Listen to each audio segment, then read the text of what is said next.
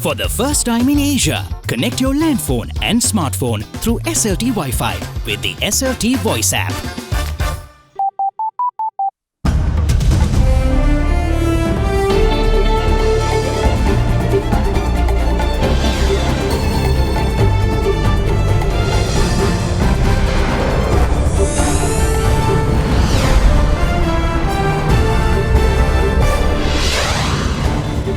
Tonight, not a fan.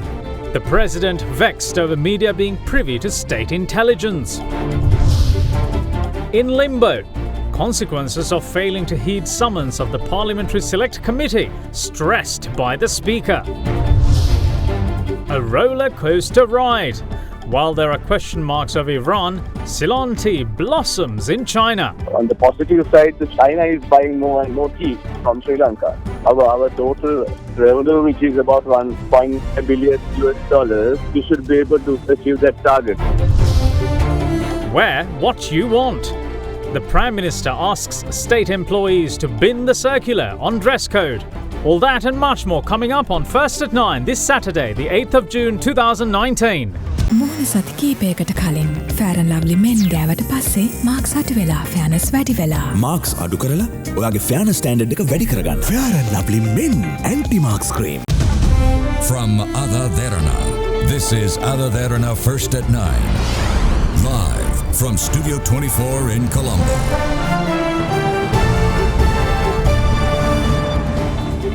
Good evening and welcome to First at 9. I'm KEKIRAWA. Let's start with your local stories.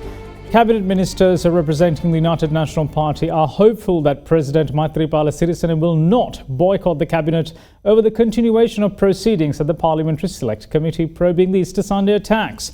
An emergency cabinet meeting was called last evening. While Minister Mano Ganeshan repelled media being privy to the Parliamentary Select Committee proceedings, Minister Harin Fernando was hopeful that the head of state himself will appear before the committee to testify. President Maithripala Sirisena called for an emergency cabinet meeting at his secretariat last evening. Commencing around 7:30 p.m, the meeting went on for 1.5 hours. Meanwhile, politicians were quizzed by media today on their emergency cabinet meeting with the president. The cabinet was called yesterday to discuss the current situation in the country. I believe that further information will be revealed tomorrow or the day after. People expect to know what's revealed through the Parliamentary Select Committee. It's the duty of the people to be aware of what's happening in the country. There is nothing to be hidden, and I believe the President too will appear before the Parliamentary Select Committee and give answers. The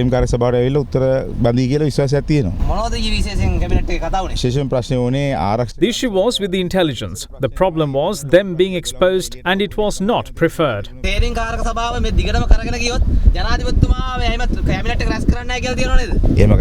He can't do that. Let's see, there are people in this country. I think he felt that he was at a disadvantage with the media covering the proceedings. I too agree with it in some ways. The manner in which media organizations present what is said can be unfair on certain people, like what happened with my father. Officials of security forces and intelligence being called before the Parliamentary Select Committee for questioning in public is wrong.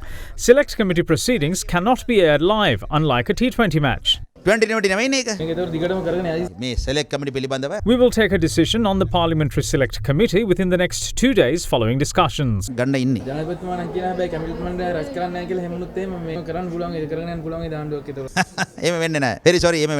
Very sorry, that will not happen. The President said that he will receive the Malalgoda Commission's report tomorrow. Also expressed readiness to make the report public immediately. He also informed us that the PSC will not be necessary if he receives the report.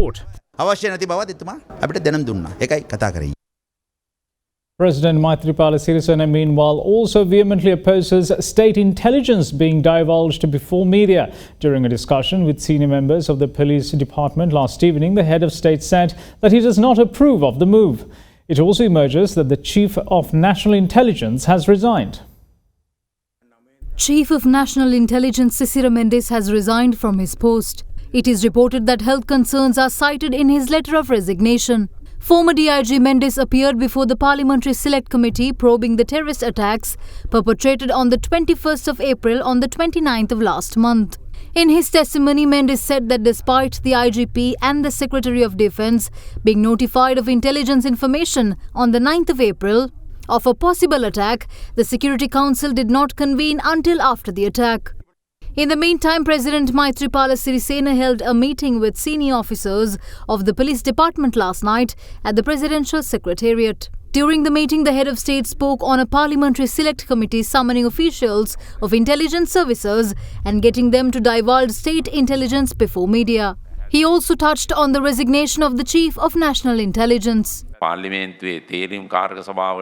vehemently object to officials of security forces and intelligence being questioned in front of media at the Parliamentary Select Committee. I have clearly informed the Parliamentary Select Committee and the Speaker that personnel from the Police Department and the Defence Ministry will not be sent before it. So far, officials who've given testimonies are people I've removed from office. We also removed Cicero Mendes from his post. I will take the responsibility of police and intelligence personnel. Nowhere in the world are the identities of intelligence officers and chiefs of crime branches revealed. Meanwhile, Speaker Karu Jayasuriya sounded a warning over officials shunning the Parliamentary Select Committee on Easter attacks. Issuing a communique, the Speaker said that officials fully comprehend the consequences of failing to appear before the PSC. He went on to highlight that only the Parliament has the power to decommission a Parliamentary Select Committee. Speaker Karu Jayasuriya issued a statement on the situation surrounding the Parliamentary Select Committee probing the Easter Sunday attacks. He makes evident that issues that have arisen could have been resolved within the Parliamentary Select Committee had members of the United People's Freedom Alliance joined the committee. He also reminded that PSC was appointed after passing a proposal in Parliament sponsored by both the government and the opposition. The Speaker goes on to say that media were given access to PSC proceedings with parliamentary consent and that such practices are common occurrences in developed democratic countries. He said that members of the PSC will be informed as soon as the letter directed to the President by the Attorney General saying certain revelations at the PSC are a hindrance to ongoing investigations. He insists that members of the PSC are instructed to ensure conduct which does not jeopardize national security. Whilst making evident that there is no necessity to produce the letter sent by the Secretary to the President in Parliament, the Speaker says the power to end a process launched with parliamentary approval only lies with the Parliament and the Speaker cannot intervene in the PSC ability. He emphasises that officials are duty-bound to heed the summons of the Parliamentary Select Committee and they fully comprehend the consequences to failure to heed. The Gazette notification announcing the resignation of all Muslim ministers, state ministers and a deputy minister was issued today. According to the Gazette, all of their resignations came into effect on the 3rd of this month with the exception of MP Kabir Hashim. The resignation of all Muslim public representatives from their respective portfolios come at a time where there is public outcry against MP Rishad Badiuddin over his alleged links to the Easter Sunday terrorists. The announcement on their intent to resign was made at Temple Trees on the 3rd of this month. Accordingly, the Gazette notification announcing the resignation of all Muslim ministers, state ministers and deputy ministers was issued today. MPs Rauf Hakim, Rishad Badiuddin and Abdul Halim's resignation from their ministerial positions came into effect on the 3rd of this month, while MP Kabir Hashim's resignation came into effect on the 4th. Other resignations which came into effect on the 3rd of June are MP Abdullah Maharoof, who was Deputy Minister of Ports and Shipping, and former State Ministers MPs Mohammad Qasim Mohammad Faisal, Habib Mohammad Haris, Amir Ali Saeed Mohammad Shihabdeen, and Ali Zahi Maulana Saeed. The Gazette also notes that the MPs have resigned from their offices under Article 46(3)(b) of the Constitution. Meanwhile, a group of Muslim MPs met with opposition leader Mahinda Rajapaksa this morning at his official residence at Vijayarama Mawatha. During the meeting, the opposition leader expressed that the collective decision to resign from their positions amidst allegations against one of them is wrong and it has created a negative perception amongst the public. He also gave assurance to the Muslim parliamentarians that there won't be a public uprising against the Muslim community or such a situation will not manifest.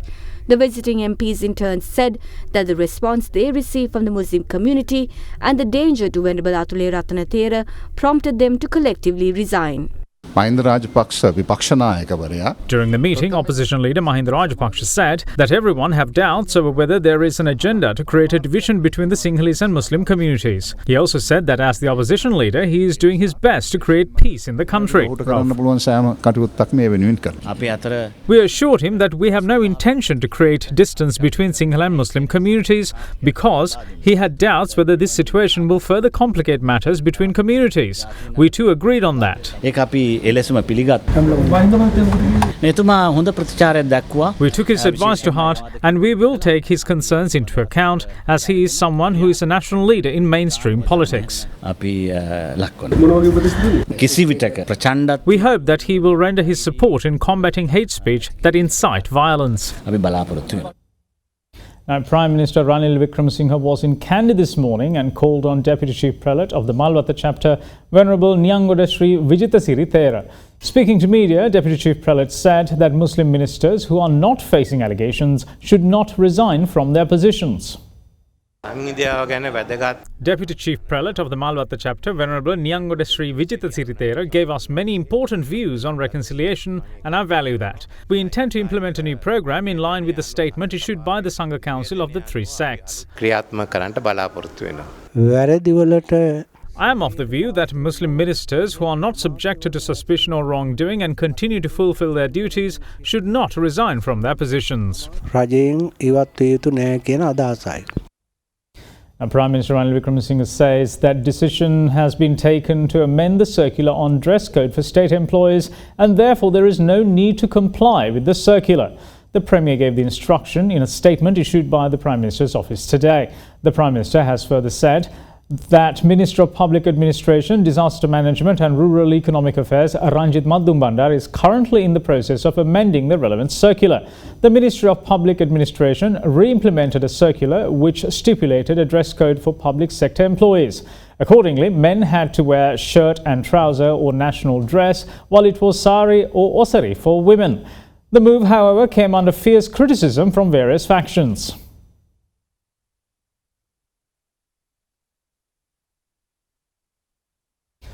Opposition leader Mahinda Rajapaksa, meanwhile, is critical of the Parliament Select Committee appointed to probe the Easter Sunday attacks as the result of political agenda. Speaking to media after an event in Colombo today, the opposition leader was critical of revealing the identities of intelligence officials. Opposition leader Mahinda Rajapaksa attended a religious ceremony to commemorate the third death anniversary of late Venerable Haupe Somananda Thera, who was the chief incumbent of the Pamankara temple. The President must take this to heart. There is no conflict between Muslim, Tamil and the Sinhalese. There is only extremism, terrorism and fundamentalism. We say that we need to create reconciliation without addressing fundamentalism, terrorism and extremism. But we do not have issues when it comes to reconciliation.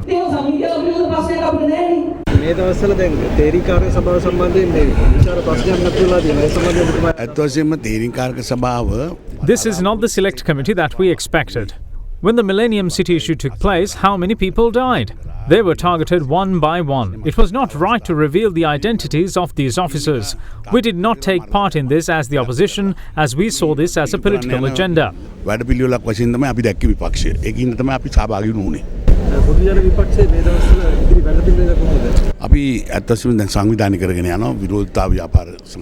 We are making preparations to organize a mass protest to unseat this government and to hold campaigns across the country. The opposition leader is also of the view that the government which will come to power next is faced with the biggest challenge of rebuilding the country's economy. The opposition leader made the remark while addressing a function in Colombo yesterday. Opposition leader Mahinda Rajapaksa attended the launch of the book My Journey, authored by Dr. Nalaka Godahewa in Colombo yesterday. Some began making comments saying that development is not the construction of highways or big buildings. We built highways and roads and new things began to be built. We saw these things as the need of that era. The challenge we face today is not like the one in the past, and we have a different challenge today.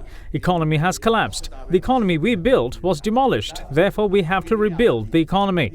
People who spoke about the rule of law have started to bend the law. People who spoke about media freedom are now making laws to suppress media. Special courts are established to achieve political vengeance. Now, tragedy struck this morning when 3 students were killed in a hit-and-run in KEKIRAWA. A pickup truck heading towards KEKIRAWA from Dambulla along the Anuradhapura-KEKIRAWA main road ran over 4 students adjacent to the Korsagala junction at around 7:50 a.m. The students were waiting roadside to set off for tuition classes when they were run over. The vehicle did not stop and the 4 students were severely injured and they were taken to the KEKIRAWA Divisional Hospital. 3, however, aged 14, 15 and 16 perished, and the remaining student was transferred to the Dambulla hospital. Area locals, meanwhile, were agitated, charging that traffic police officers who were present when the incident occurred failed to apprehend the suspects. They staged remonstrations blocking the A9 road. Later, the absconded suspect was arrested in Ipalogama of Janarajapura, where the suspect yet again failed to stop, prompting police to give chase. Police said the driver of the vehicle is a retired soldier and the vehicle had been transporting fruit and vegetables, with 3 others also present in the truck. The suspect has told police that he fell asleep at the wheel and he was remanded until the 19th after being produced before the KEKIRAWA Magistrates Court.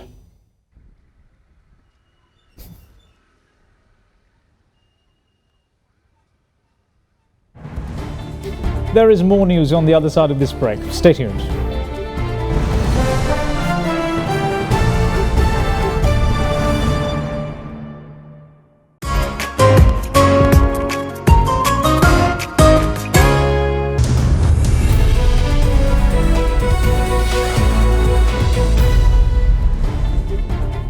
Welcome back. You're watching First at 9.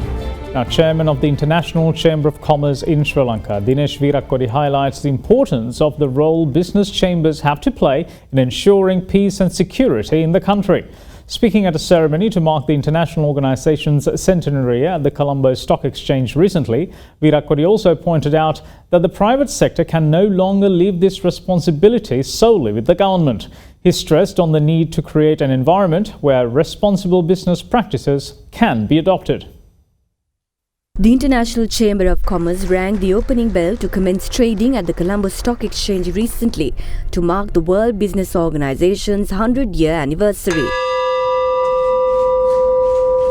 I am pleased to note that in its centenary year, the ICC is embracing a new purpose, which is to advocate for peace, prosperity and equal opportunities, which is most relevant from a Sri Lankan perspective. The mandate of ICC Sri Lanka is important more than ever now, as Sri Lanka is tasked with rebuilding and emerging from what has been a challenging last couple of months. The active engagement of ICC Sri Lanka to global networks is important in creating a positive perception of Sri Lanka amongst the international community and to restore confidence among our international trade partners.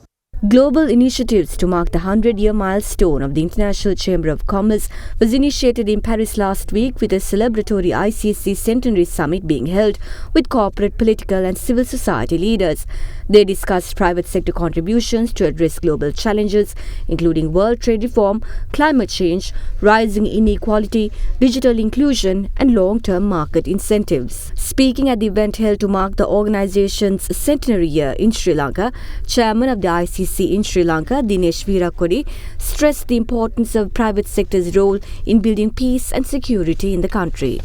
I attended the World Council, and one of the themes that came out of this council, which represented about 130 countries, is that business chambers now need to work with the government to ensure peace and security for the country and for their members. That they no longer can leave it only to the governments, that they have a role to play and they need to be more assertive. And they call for more responsible business. I don't know whether some of you are aware that 30 to 40% of our world food goes astray every day, and that 1.2 billion people go to sleep without food every night because of irresponsible business. I think as businesses, we have a role to play. And Sri Lanka's tea prices on national average for May this year were down by 51 rupees and 69 cents per kilo compared with the month of May last year, with the biggest deficit coming with medium and low-grown tea. Speaking to First at 9, Chairman of the Sri Lanka Tea Board, Lucille Jayawardena, said that one of the reasons behind the decrease in prices was the increase in the auction quantity, and it is usual for the month of May and June to see a decrease in prices. However, the Tea Board chairman expressed concern on exports to Iran owing to sanctions and revealed that negotiations will be held with the country to arrive at an amicable agreement. Iran is among top 5 countries that import tea from Sri Lanka, amounting to over $128 million worth of imports last year alone. But in the Far East, China has acquired a taste for Ceylon tea, with exports to the superpower gaining momentum. In the first 5 months of this year, the cumulative Colombo auction was 574 rupees and 90 cents. The figure is 41 rupees and 64 cents lower than the 616 rupees and 54 cents a kilogram fetched in January to May in 2018. According to the monthly report of Forbes and Walker's tea brokers, the national average showed a month-on-month decrease as prices fell from 578 rupees and 23 cents per kilo in the month of April to 539 rupees and 55 cents in the month of May this year. Furthermore, in comparison to May last year, average of 591 rupees and 24 cents showed a decrease of 51 rupees and 69 cents this year. The report further noted that the auction average prices were lower for all 3 elevations. They added that both the month and cumulative averages show a greater decrease in US dollar terms compared to the corresponding period of 2018. Speaking to First at 9, Chairman of the Sri Lanka Tea Board, Lucille Jayawardena, said that the increase in auction quantity is one of the main reasons behind the price decrease. During these 2 months, generally compared to last year, the auction quantity has increased substantially because, say, for example, last week's auction, we had 7.6 million kilos. That's about 1 million kilos more than the previous year. Other reason is generally during this period, crops go up, so the demand slightly drops. And also, this is the summer season. It's usual for the prices to drop during these 2.5 months. In July, the prices should be back at the normal expected level, and even last year was a good year. So I think we should average almost the same as last year. However, the quantity will be more. We expect with these rains, but the quantity to be higher than last year. So there can be a compromise between the price and the quantity. Jayawardena went on to say that Iran, which is one of the top 5 importers of Ceylon tea, has seen a decrease owing to sanctions imposed on the country. Iran, we have an issue because the sanctions are on. So Iranian market is down at the moment, but we are negotiating with Iran on that basis. But fortunately, the quantity has not dropped as much as we expected. So even next week, we are having a few rounds of negotiations. On the positive side, China is buying more and more tea from Sri Lanka. So that is something that we are positive about. Our total revenue, which is about $1.5 billion, we should be able to achieve that target. We look at what's happening around the world on the other side of this break. Stay tuned.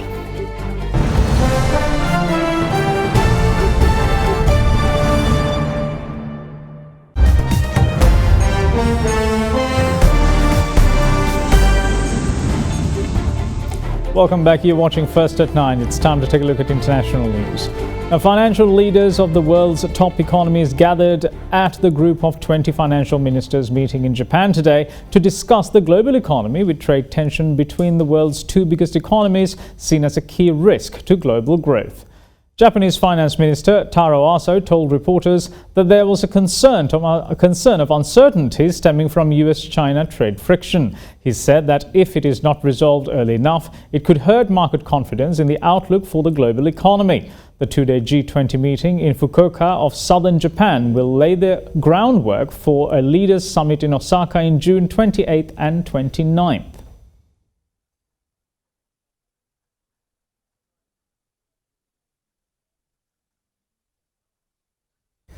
President Donald Trump has called off the tariffs on Mexico, hailing the deal he reached with them to help the stem off flow of migrants to the US after threatening to impose trade tariffs. Trump yesterday said that Mexico government had reached a deal with the United States to avert a tariff war by pledging to take strong measures to contain the migration of mostly Central Americans crossing the southern U.S. border. Trump earlier threatened to impose 5% import tariffs on all Mexican goods from Monday the 10th of June if Mexico did not agree to his demands to tighten its borders. His announcement of a deal came after 3 days of Mexico-U.S. negotiations in Washington. Imposing tariffs on Mexico would have left the United States fighting trade wars with two of its three largest trading partners and would further unnerve financial markets already on edge about a global economic slowdown.